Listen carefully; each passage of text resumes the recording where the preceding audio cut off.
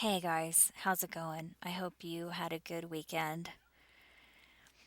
So, I think I finally discovered what the true biblical calendar is. That's what I've been doing for the last 6 months to a year. That's why my calendar has is so layered because I was looking for patterns in the biblical timeline, and the reason that I was looking for patterns was because I wanted to see if I could find the true calendar. And I think that I found it with the help from a few other people. So I want to show you what I found.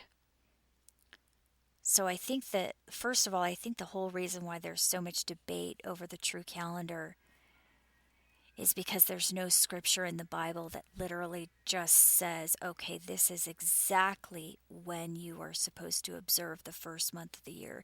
There's nothing that really clearly says it. And so there's a lot of confusion about that.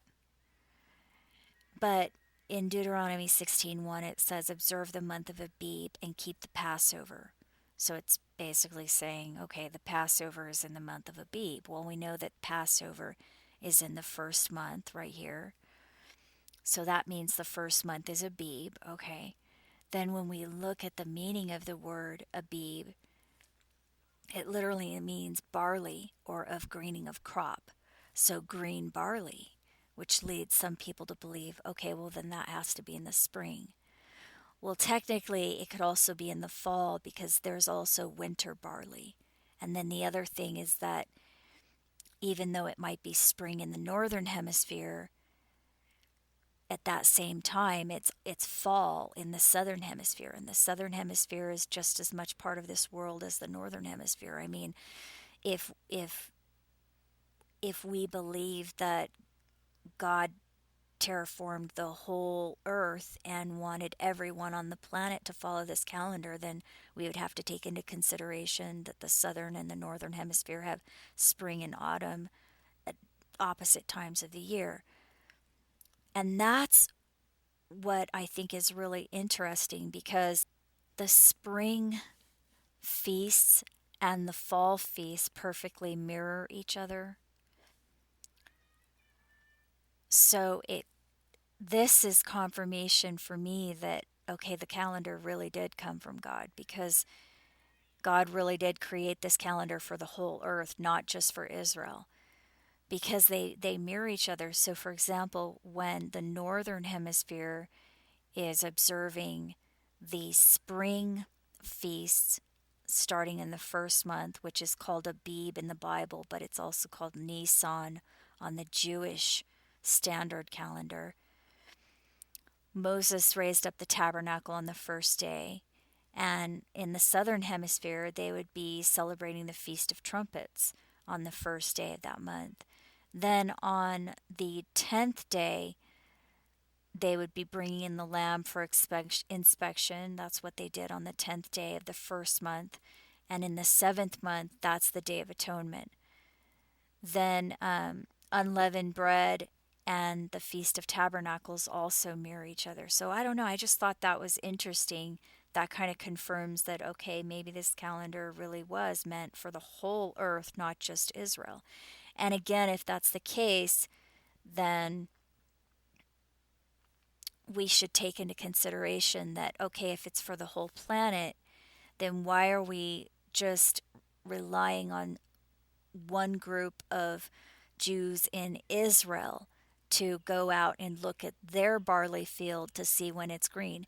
It makes more sense that everyone, no matter where you are on the planet, should be able to determine when the first month is supposed to start. So here's the answer right here.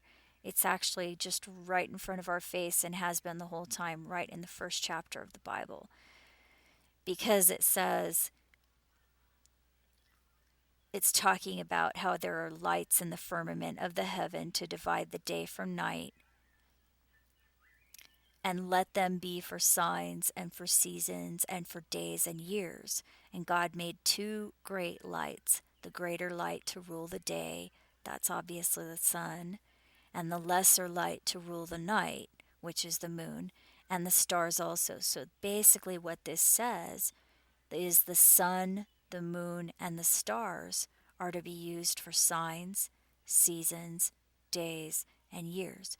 So if we're trying to figure out, okay, when is the first month supposed to start exactly? When is it supposed to start?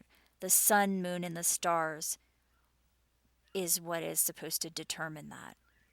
Well, that makes sense. Well, some people will say, yeah, of course, that makes perfect sense. Okay, because the equinox is, the start of spring. Scientists know that nowadays. So if we're talking about the month of Abib and when it's green barley, or whether we're talking about the fall green barley, either way, that's the equinox. That's that time of the year. Okay, but how exactly do we determine it? Here it says that we're not supposed to go out and determine it by looking at our own barley field. Well, a lot of people don't have barley fields, so that's not really a good way of doing it. Plus, it flat out doesn't tell us to do that. It says we're supposed to use the sun, moon, and the stars to determine that time of the year or the season. Okay, so here's where it gets a little more specific. In Exodus 34:22, it says, "And thou shalt observe the feast of weeks of the first fruits of the wheat harvest, and the feast of ingathering at the year's end." So, a lot of people look at this, and I did too, and we think, oh, okay, it's saying whatever, it's saying, oh, observe that feast at the end of the year. But wait a minute. Okay, neither one of these feasts are at the end of the year. The Feast of Ingathering, which is Sukkot right here, that's in the 7th month. We know that. We can go look real quick. Leviticus 23. The 15th day of the 7th month shall be the Feast of Tabernacles. Okay, the Feast of Tabernacles right here, Sukkot. That is the Feast of Ingathering. So it's saying that the 7th month basically is to be observed at the year's end. Well, what? No, the 7th month isn't the end of the year. The 12th month is the end of the year. But not only that, the 7th month is when they celebrate their New Year's. So wait a minute, that doesn't make sense. Well, it also doesn't make sense because the Feast of Weeks is in the springtime, Shavuot. It starts on the 1st month and it lasts until Shavuot, which is we just had it recently. So what they do is they count 7 weeks from Passover on this holiday right here, the Feast of Weeks, the first fruits of the wheat harvest. They started on Passover, which is at the greening of the barley. That's in the 1st month, the greening of the barley. Then they count 7 weeks until the wheat harvest. So that's what that is. That 7-week period from the green barley until the harvest of the wheat. So they count the Omer, the 50 days, the 7 weeks. So really the Feast of Weeks, even though, okay, standardly they say that it's on that 7th week on Shavuot, really it actually spans that whole period of time. It starts in the 1st month and it ends at Shavuot. Okay, so we've got the 1st month and the 7th month here. Neither one of those are the end of the year. Okay, so we look at this word right here. And it actually, tekapha, it actually means coming round or a turning. So what makes more sense is that this scripture is saying, observe the 1st month and the 7th month at the year's turning. So observe the 1st and the 7th month at the turning of the year. So they're talking about 2 turnings of the year. So we know that there are 4 turnings of the year. We've got summer, fall, winter, and spring. But since we know that the 1st month We're talking about the first month and the seventh month. Since we know that that's at the greening of the barley, Abib is the greening of the barley, then we're talking about the equinoxes. We're talking about spring and fall only. So that's the two turnings of the year that it's talking about. It's talking about the two equinoxes, the spring equinox and the fall equinox. Okay, but it doesn't say go to your website and find out when the spring equinox is, and then that's when you're supposed to observe the first month. No, well, I mean, they didn't have it that back then. So what it says to do is to observe the sun, the moon, and the stars, and observe the turning of the year. Observe the first month and the seventh month at the turning of the year, using the sun, the moon, and the stars yourself with your own eyes. That was how they did it. So, thank you to the person who sent me this website because this explains it so well. This person explains how to observe the turn of the year. And so I'm going to basically tell you what he says. He just explains how to do this with your own eyes, to go outside and observe the turning of the year so that you know when the first month is and when the seventh month is. You can do it yourself. The only thing you would need to know is where due east is and where due west is. So you need to have a compass or have some other way of knowing that. But basically, what he says, and this makes perfect sense to me, is you go out, and I'm going to start in 2012 because I want to show that.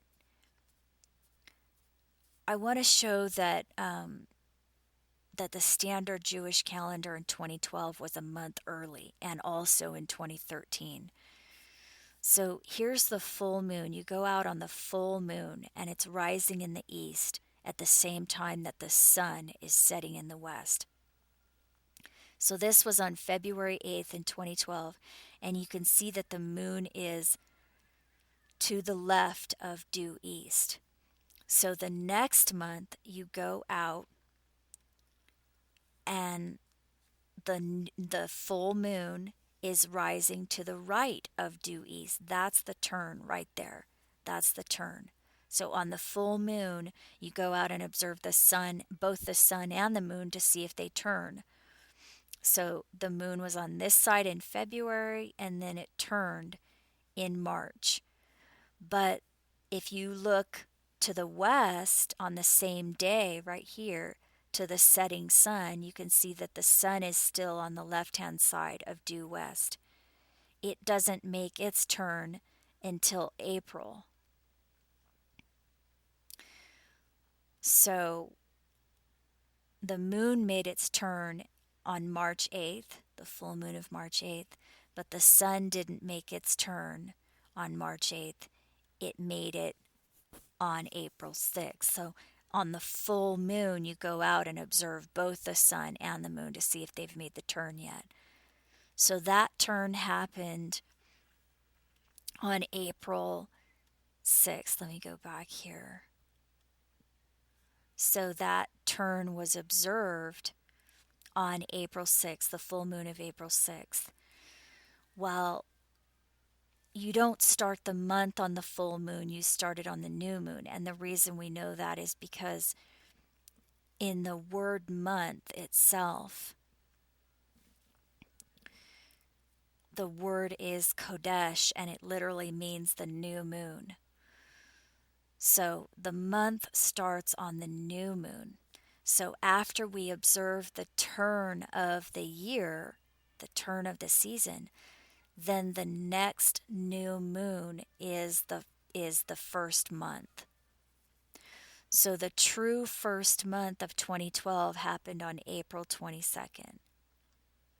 Okay, so then we will go and observe the next turn of the season, which will happen in the seventh month.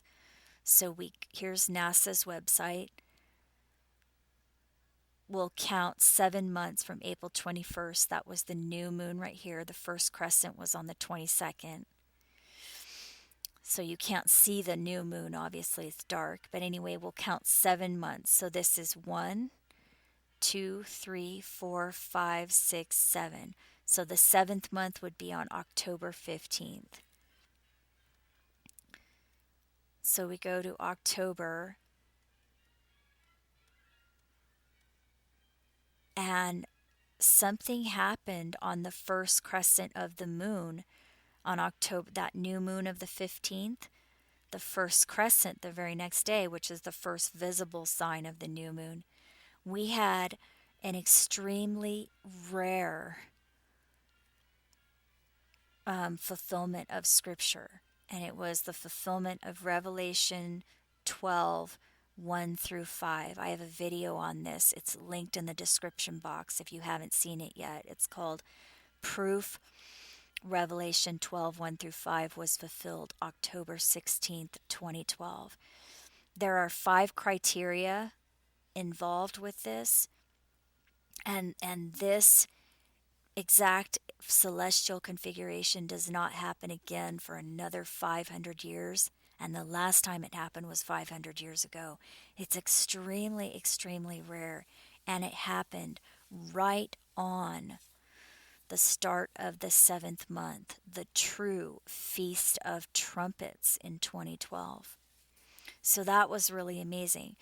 But like it says in Scripture, we need to confirm that that's the start of the 7th month by observing the turn of the year.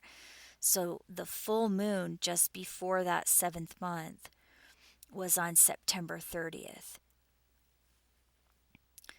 So remember that in the springtime, the sun and the moon had moved from the left to the right of due west or east. And so in the fall, it's going to move from right to left. So you can see in August, the moon is to the right of due east. And also the sun is still to the right of due east. This is the setting sun, by the way. I took the atmosphere out. And then you'll see that they both make the turn in September. So the moon makes the turn and the sun both made the turn on the full moon of September 30th. So that's why it says right here, turn. So that confirms that this right here was the start of the 7th month and the true Feast of Trumpets.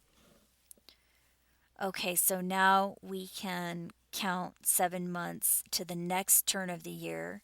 So we count, this would be the 7th month right here. So we count 7, 8, 9, 10, 11, 12. Once we get to the 12th month, then we go to the full moon right here on March 27th, and we look for the turn of the year again. So this time again, it's going to turn from left to right. So in January, you can see that the moon is on the left still, and the moon turns in February. So the full moon of January was still on the left, and the full moon of February had turned. But the sun is still, you can see on the same day that the moon made its turn. Well, the full moon, you can see that it made its turn in February, but on that same day, the sun is still on the left-hand side. So the sun hasn't made its turn yet. They both have to turn. So the sun doesn't make its turn until March 27th. So March 27th, 2013 was the observed turn. So here it was right here on the full moon of March 27th. That was the observed turn of both the sun and the moon. That was the turn of the year right there that was observed. So the next new moon would be the true first month right here. Well, the really interesting thing about this was that on April 11th, which was the first crescent of the moon, the first visible crescent of the new moon, we had the first major solar flare of the year. Some of you guys will remember that. The first major solar flare of the year. I think they had a radio blackout with this one. That happened on that very day. Well, if that's not enough confirmation for you, we had then a lunar eclipse on what would be true Passover. And if that's not enough, we had another lunar eclipse on second Passover and a solar eclipse on the second month. So we know that Passover happens in the 14th day of the month. Right here, the 14th day of the first month is Passover. So we can count this. Here's the start of the first true month. So 1, 2, 3, 4, 5, 6, 7, 14.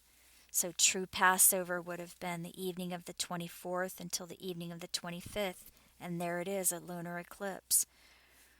Well, then the second month would be right here. And we had a solar eclipse on that new moon of that second month. And you can see from Numbers 9 that the 14th day of the second month that evening is second Passover. So again, we count 14 days from the first crescent. 1, 2, 3, 4, 5, 6, 7, 14. So in the evening of the 24th until the evening of the 25th, that is Passover. And again, we have a lunar eclipse. Just like we did up here, a lunar eclipse right on Passover. And then again on second Passover. So I don't know about you, but that pretty much blew my mind. And that was the final confirmation for me that this is the true calendar. Not only did we have an extremely rare sign written in the text, written in Revelation, of that celestial configuration in the sky. Excuse me. Not only did we have that extremely rare celestial configuration in the sky right on that first crescent, on the true Feast of Trumpets, but then 7 months after that, on the true first month that we verified using the turn of the year with our own, with stellarium, but you can see it with your own eyes no matter where you are on the planet. But then on the true first month, we had a lunar eclipse on both Passover and second Passover. The other thing that really blew my mind about this whole thing that's been going on lately is that the 1290th day happened on a full moon back here on August 2nd, 2012. I have videos on that as well, linked below if you haven't seen them yet, in the description box, explaining all of this and why it was a perfect fulfillment of Scripture. That 1290th day from Daniel 12:11 happened on the full moon here. Well, 7 full moons later, 7 months later, because it was on the first crescent of the moon that Pope Benedict announced his resignation. That was in the 7th month from this abomination of desolation that Daniel 12:11 talks about. Well, that was so major. It wasn't just the resignation of any pope. It was the resignation of the 7th king. In Revelation, it tells us that the 8th king is the last king.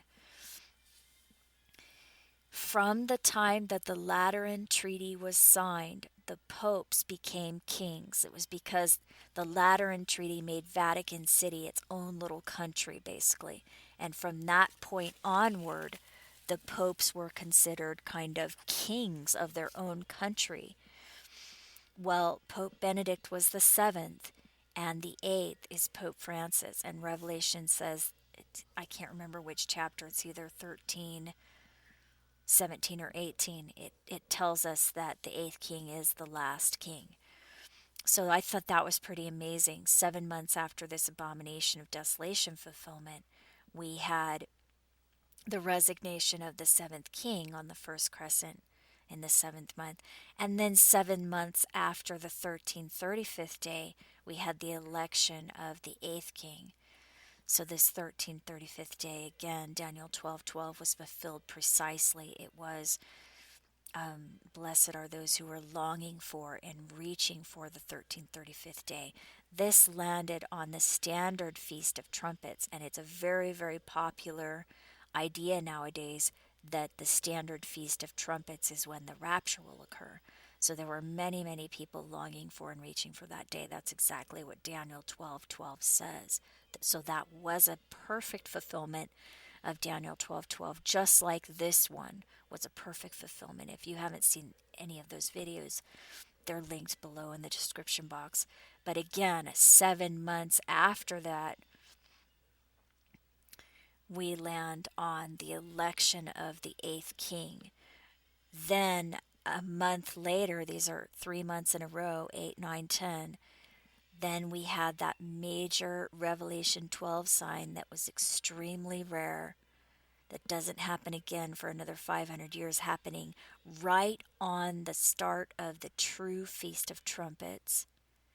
And then 7 months later, we have a lunar eclipse on true Passover, and then another lunar eclipse on true second Passover.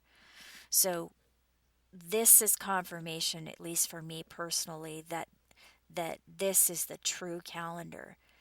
And I would just erase all of these other timelines, but I think I'll just leave them in there anyway.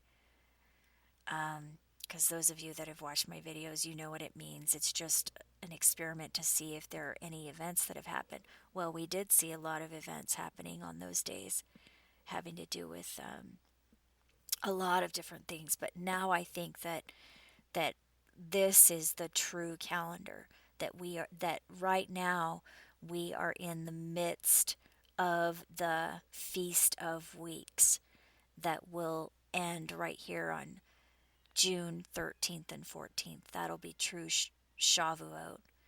So I just wanted to share that with you guys. I think it's just absolutely amazing.